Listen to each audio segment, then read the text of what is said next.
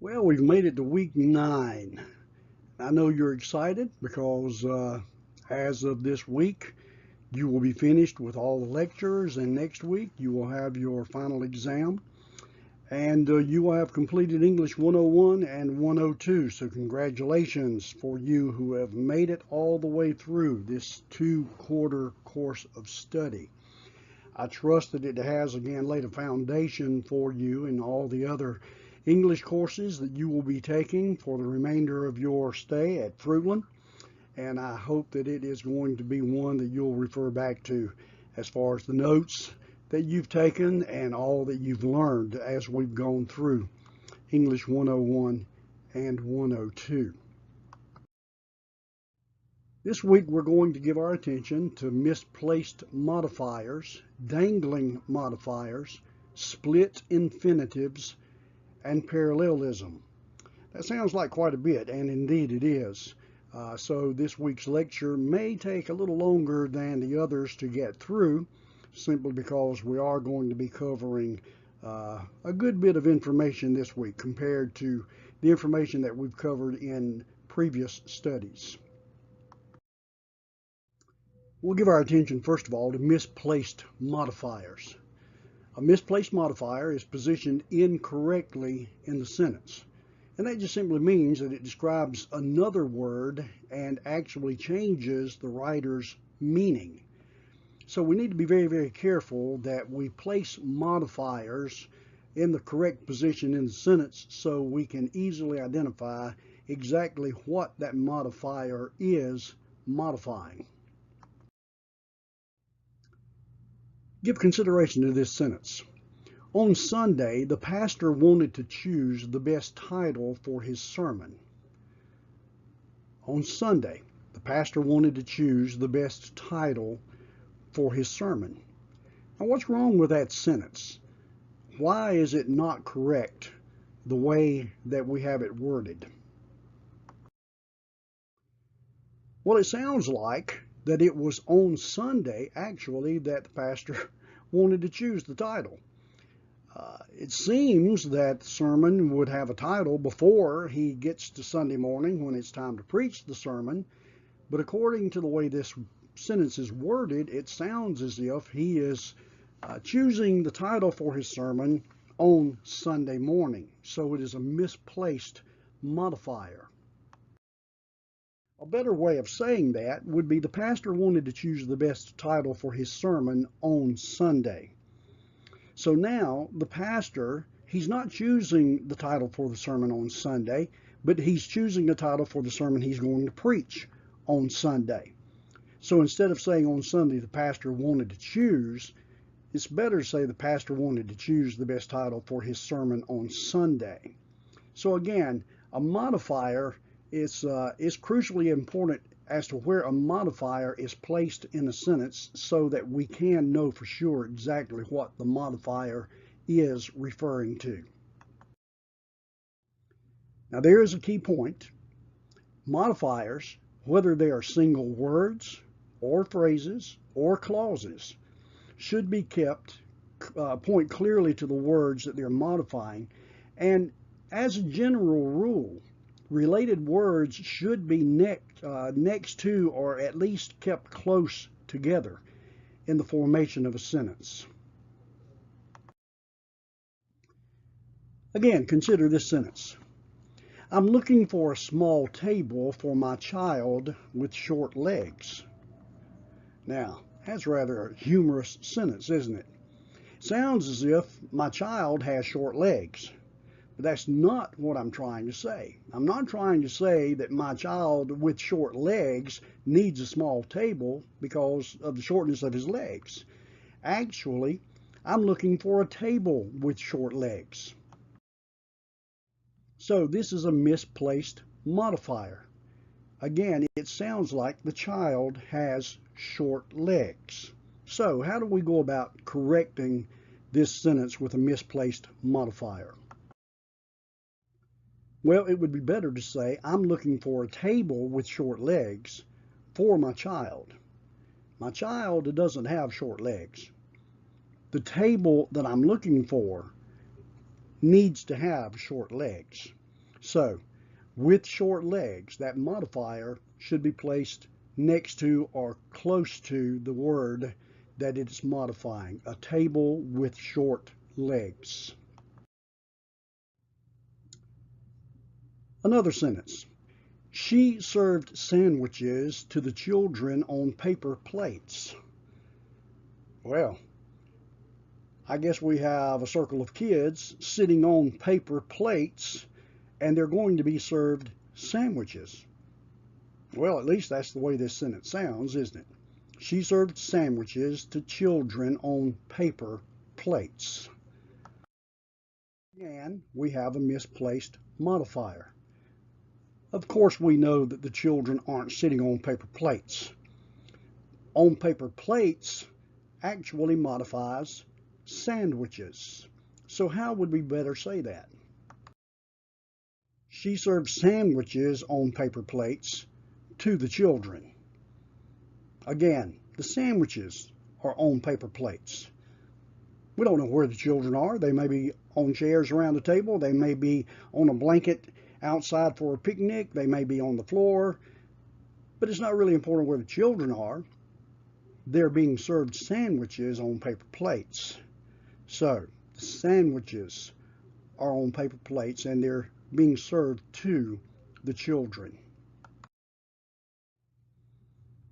The thief was described as a 6-foot tall man with a heavy mustache weighing 180 pounds. Wow, that would be a sight to behold, would it not?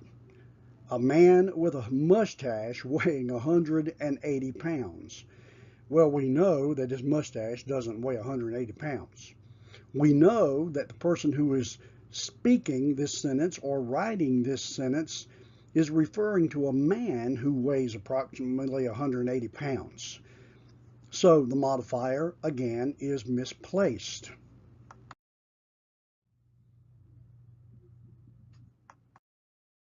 Would we better say that? Well, the thief was described as a 180-pound, 6-foot tall man with a heavy mustache. So now we have the modifier placed in the correct position, describing the thief. The thief was described as a 180-pound, 6-foot tall man with a heavy mustache. So you see how very, very important it is for us to have modifiers placed in the correct position in a sentence, or the sentence is not going to make very much sense. Let's try one more. In the United States in 1860, all black Southerners were not slaves.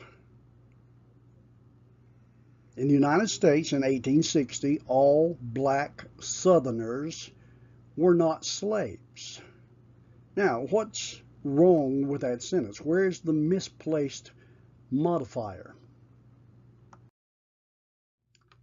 Well, the word not is the misplaced modifier. When the limiting modifier not is misplaced, the sentence will usually suggest a meaning that the writer did not intend to convey. So we need to be careful in using the limiting modifier not. So again, how would we best convey the writer's intent in the sentence above? We would simply say, in the United States in 1860, not all black Southerners were slaves. Not all black Southerners. In the previous sentence, all black Southerners were not slaves. It would give the intent of the author to be saying that all black Southerners were not slaves. All of them. But in the second sentence, we've got the limiting modifier not placed in the correct position. Not all black Southerners were slaves, which means some were, but not all. Whereas in the previous sentence, all black Southerners were not slaves, it's simply saying that no black Southerners were slaves, which is an incorrect statement. So again, we need to make sure that when we're using the limiting modifier not, the sentence usually is going to suggest a meaning the writer did not intend unless it is placed in the correct position. Limiting modifiers such as the words only, even, almost, nearly, and just should appear in front of a verb only if they modify the verb. Now let me repeat that. Limiting modifiers such as only, even, almost, nearly, and just should appear in front of a verb only if they modify the verb. So we put limiting modifiers in front of the verbs or the words they modify. I only ate 3 radishes. I only ate 3 radishes. Now, what exactly is the writer of this sentence trying to convey?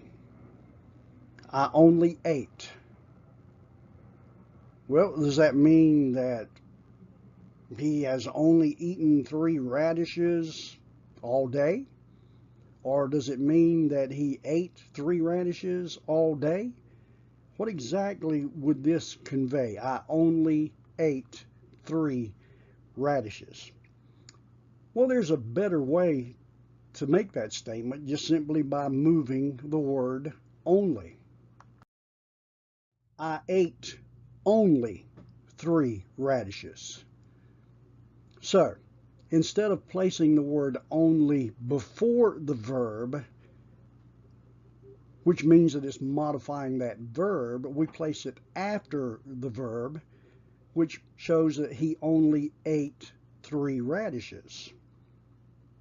Now I realize we might say, well, that's just a insignificant difference, isn't it? Well, it's actually not. It's actually a pretty big difference, because in the first, again, the person who says I only ate 3 radishes, well, what does he mean by that? In what time frame is he talking about? I only ate 3 radishes all day today. That's all I've eaten today. I only ate 3 radishes. What's he trying to say? But when he says I ate only 3 radishes, we know exactly what he's conveying, that out of probably a bag full of radishes, this person ate only 3 of them. So, the placing of a modifier is very, very important, and limiting modifiers such as only, even, almost, nearly, and just should appear in the front of a verb only if they modify the verb. In this sentence, it does not modify the verb, it modifies 3 radishes. I fed some turkey to my puppy and put it in the meat grinder. Wow, that is such an awful wording of this sentence. I fed some turkey to my puppy and put it in the meat grinder. Poor puppy.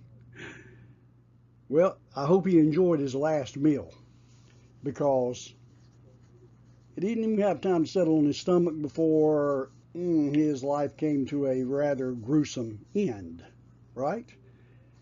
Well, certainly that's not what the author of this sentence is trying to convey, right? No, this is what he's trying to convey. I put some turkey in the meat grinder and fed it to my puppy. Now that's a happy puppy. Wouldn't we much rather have a happy puppy than a very, very, very poor, even, well, dead puppy? So again, the wording of a sentence and the correct placing of modifiers is so important for a correct understanding of what the author is striving to communicate. Let's give our attention now to dangling modifiers. We've been talking about misplaced modifiers. Now let's turn our attention to dangling modifiers. A dangling modifier describes a word or words that never actually appear in the sentence.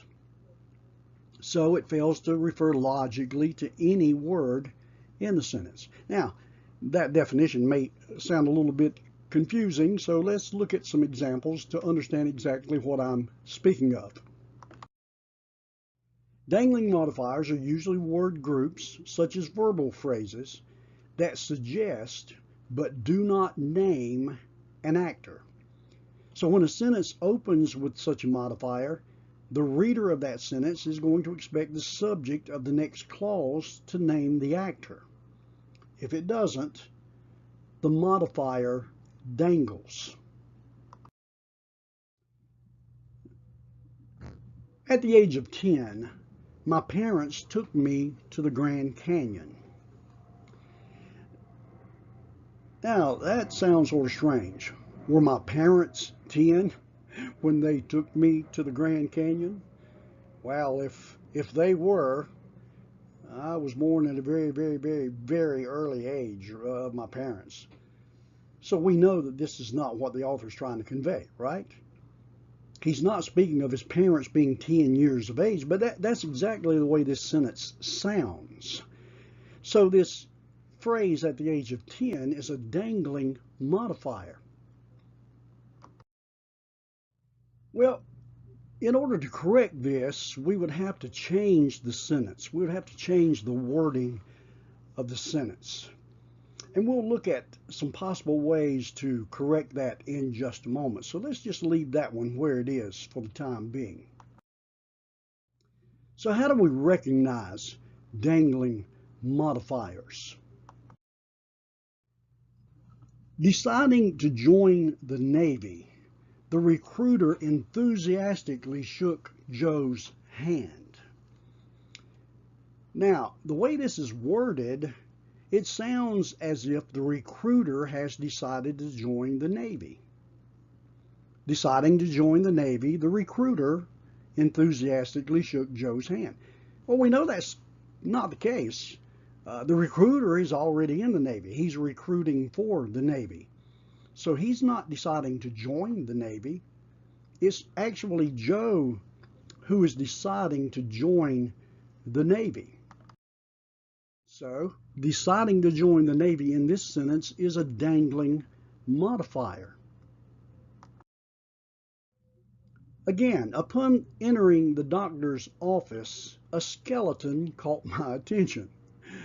Well, if I was sitting in a doctor's office and a skeleton all of a sudden walked in, it would certainly catch my attention too. So we know that that's not what the author of this sentence is trying to convey. It's not the skeleton entering the doctor's office. So again, we have a dangling modifier upon entering the doctor's office. Once again, to please the children, some fireworks were set off a day early.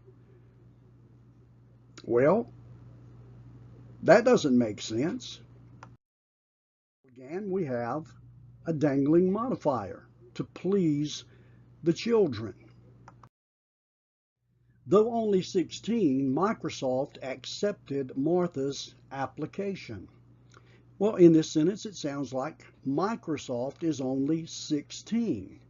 And again, we know that that is not the case. So once again, we have a dangling modifier. Now, all of these can easily be corrected, and we'll talk about how to correct dangling modifiers in just a moment. But just consider how nonsensical all of these sentences sound. Walking down the street, the birds sang cheerfully. So I'm sitting up on my porch, undoubtedly, and I'm watching these birds walking down the street, and they're singing cheerfully as they go. Well, again, we know that's not the case, right? So once again, we have a dangling modifier. Walking down the street. It is not associated with the subject of the sentence. So now how do we go about correcting these dangling modifiers? Well, number one, name the actor in the subject of the sentence, or name the actor in the modifier. Again, let's go back to the sentence we used earlier.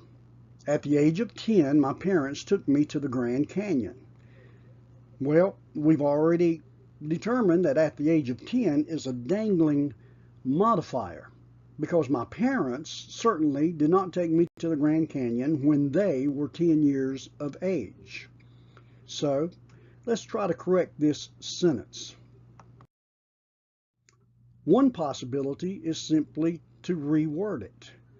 At the age of 10, I went with my parents to the Grand Canyon. So it's me that is going to the Grand Canyon with my parents while I am 10 years of age. At the age of 10, I went with my parents to the Grand Canyon. Excuse me. There's another possibility of correcting this. When I was 10, my parents took me to the Grand Canyon. When I was 10, my parents took me to the Grand Canyon, or at the age of 10, I went with my parents to the Grand Canyon, but not at the age of 10, my parents took me to the Grand Canyon. So, name the actor in the subject of the sentence, or name the actor in the modifier.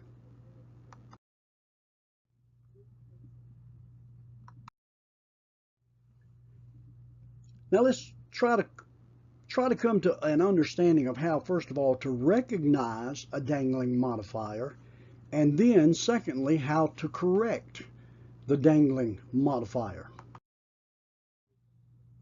Having crossed the line, the finish line, the news reporters interviewed the runners. Now, the way this sentence is worded, it sounds as if the news reporters have crossed the finish line. But we know that's not the case. The news reporters are standing at the finish line, ready to interview the runners as they cross it. So, having crossed the finish line is a dangling modifier. So now we just make sure that we've put the subject in the main phrase, the independent clause. Having crossed the finish line, the runners were interviewed by the news reporters. So we've put the subject in the clause so that it shows who it is who is crossing the finish line. So the rule is put modifying phrases next to their subjects. In the first sentence, it sounds like the subject is the news reporters. But we know it's not the news reporters crossing the finish line. So we change the wording and we make the runners the subject of the independent clause, and they're the ones that have crossed the finish line. Or we can change it by putting the subject in the phrase, when the runners crossed the finish line. So now we've got the runners in the modifier. When the runners crossed the finish line, they, the runners, were interviewed by the news reporters. So either one of those two ways, those two methods, again applies to this sentence with a dangling modifier. Either put the subject in the main clause, or put the subject in the modifier. Again, opening the window to let out a bumblebee, the car accidentally swerved off the road. So was the car opening the window to let out a bumblebee? Of course not. So we have a dangling modifier because it's there, but it is not referring to the subject of the main independent clause. So how do we go about correcting this? A couple of ways. Opening the window to let out a bumblebee, the driver accidentally swerved off the road. So now we have the person who is swerving off the road It's not just the car. The car's not opening the window. The driver of the car is opening the window.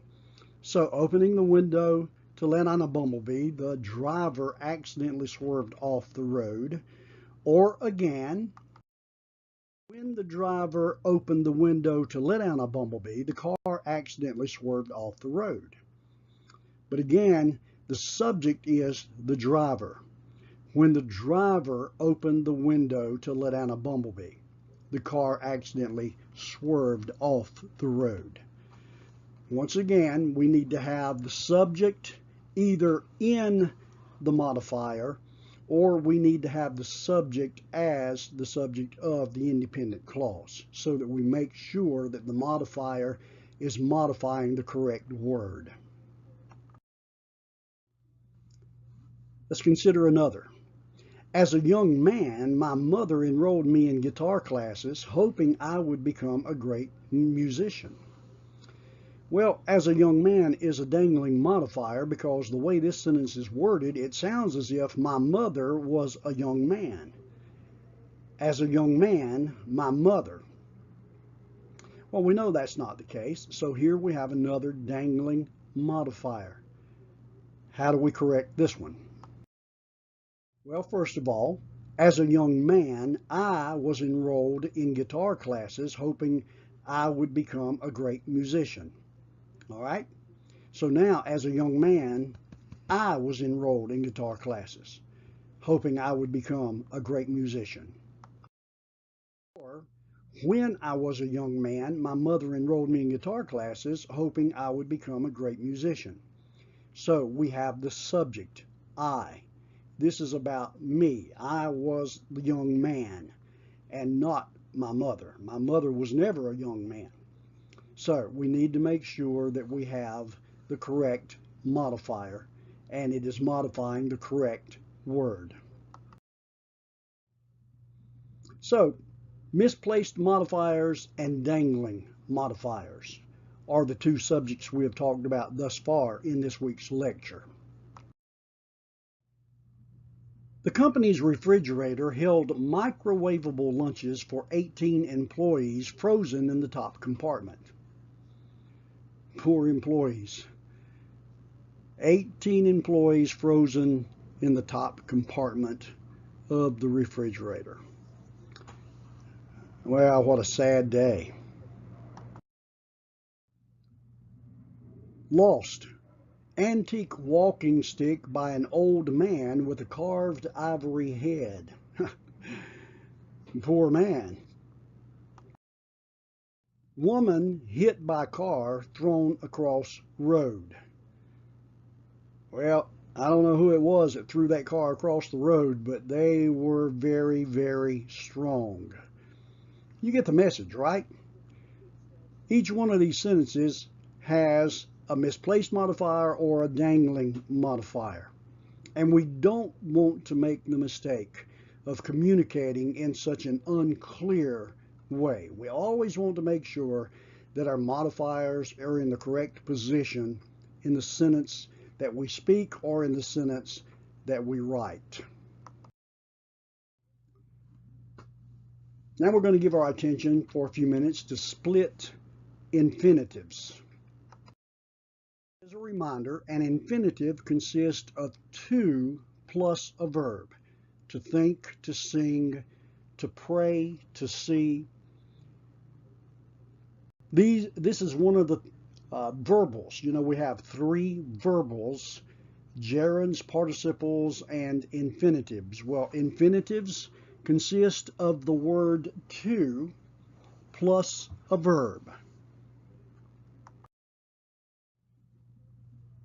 Now, there are the occasions when a modifier will be placed between to and the verb.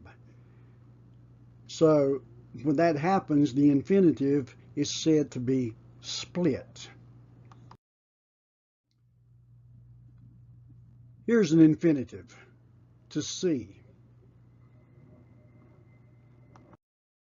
I can split that infinitive by inserting a word between it, a modifier: to clearly see.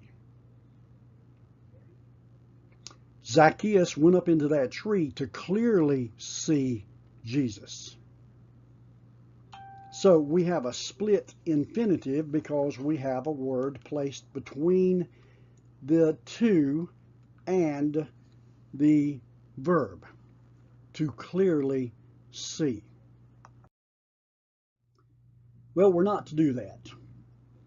We're not to split an infinitive except on rare occasions, and we'll talk about that in just a moment.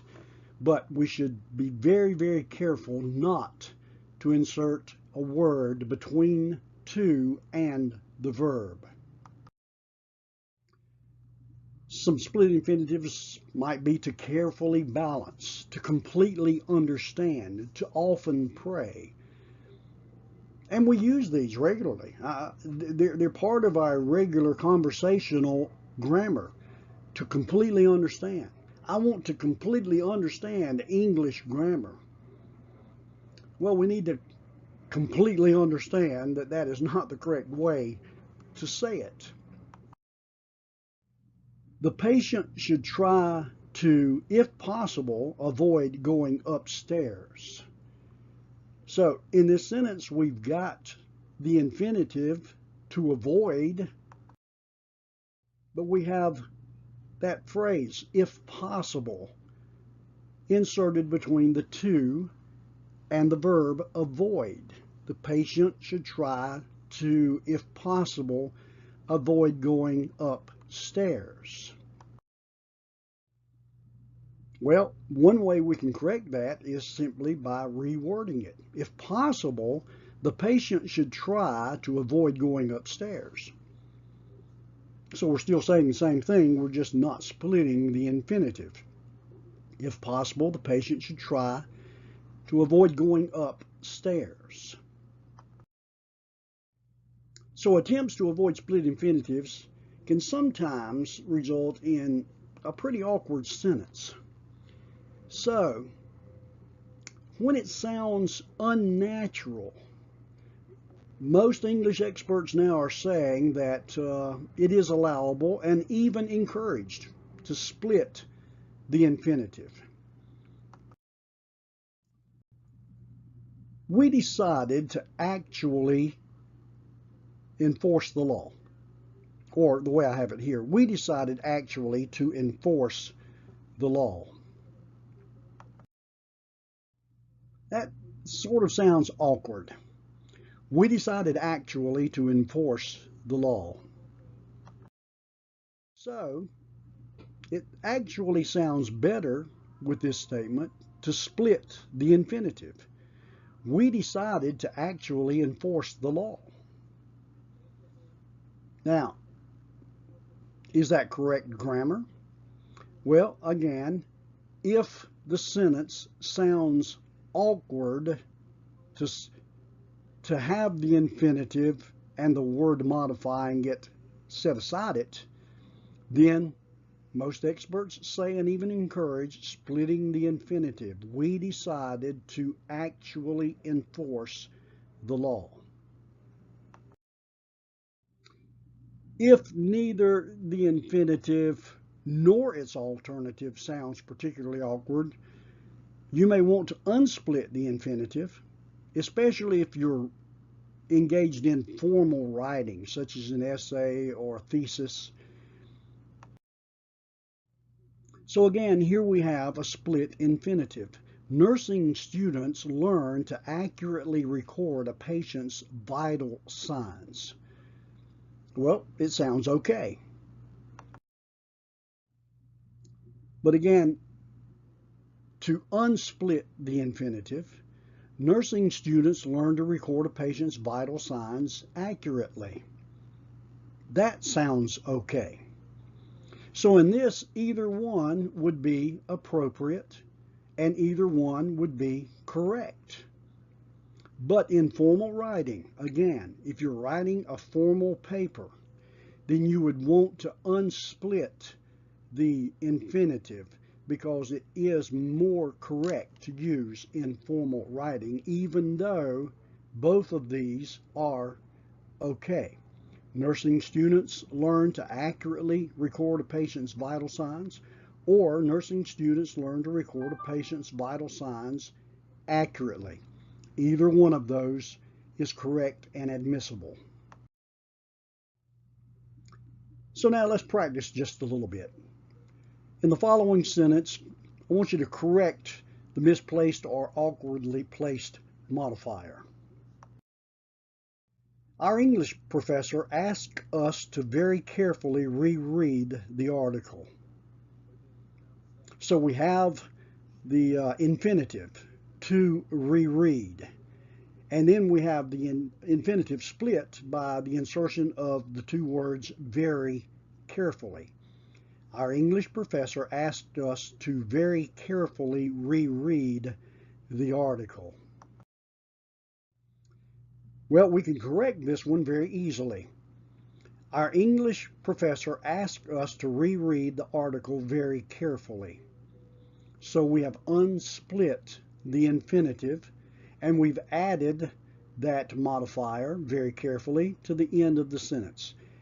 He wants us to reread the article very carefully. The monarch arrived in a gold carriage at the gate pulled by 4 horses. Now this sentence is wrong in quite a number of ways. The monarch arrived in a gold carriage at the gate pulled by white horses. Well, it sounds like the gate's being pulled by 4 white horses, doesn't it? So how do we correct this sentence? Well, we would actually correct this one by pretty much rewording the whole thing.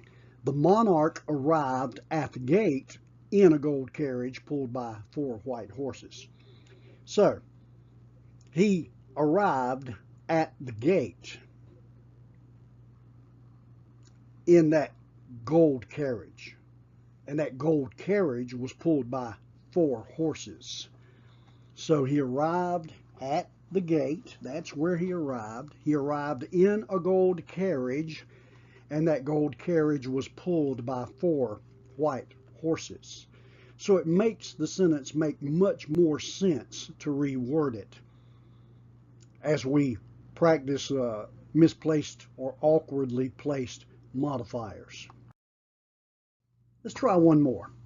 Rhonda and Sam almost talked all night about their silly argument. So what's the misplaced or awkwardly placed modifier in this sentence? Rhonda and Sam almost talked all night. Well, we've got the word almost misplaced.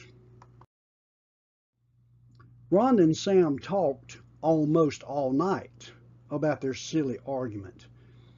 They didn't almost talk. They did talk, right? But they talked almost all night. So, again, we need to be very careful as to the wording and to the placing of our modifiers so that they are modifying the word that is intended to be modified. All right, we're going to give our attention now to parallel construction. Parallelism means that you use the same kind of grammar for items. It affects outlines, lists, etc. It simply means that everything in a list or an outline matches grammatically. When you read a sentence that has a list or examples or outline, then look at the sentence as if you're making a list and line up all the words on the list and make sure that you use the same kind of grammar for each item on the list. All right, the sentence is, I love scary movies, ice cream, popcorn, and French fries. Now, if I line up everything in the list, scary movies, ice cream, popcorn, French fries, then all of those words are nouns. Scary movie is a noun. Ice cream, a noun. Popcorn, a noun. French fries, a noun. So, this sentence is parallel because the list of words are all the same. They are all grammatically identical. They're all same part of speech, nouns. Now let's look at this sentence. Off to lunch I went. After grabbing my books, rushing out of class, I piled into the car with my friend and leaving my backpack on the sidewalk. All right, so in this sentence, we have 4 phrases that are modifying that first phrase, off to lunch I went. Okay, so off to lunch I went is our independent clause. And we have 4 modifying clauses.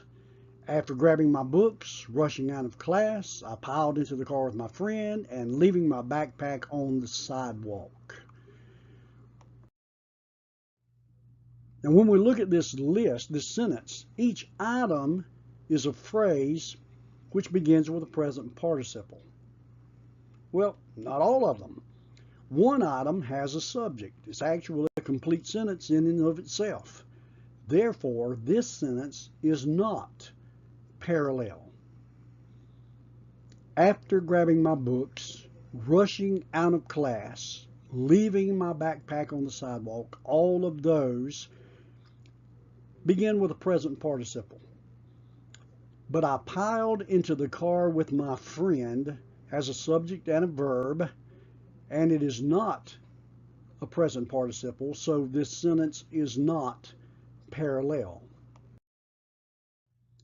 So how do we correct it? Well, simply by making all of them the same.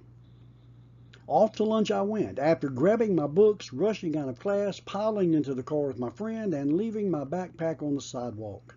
Now, the sentence is parallel.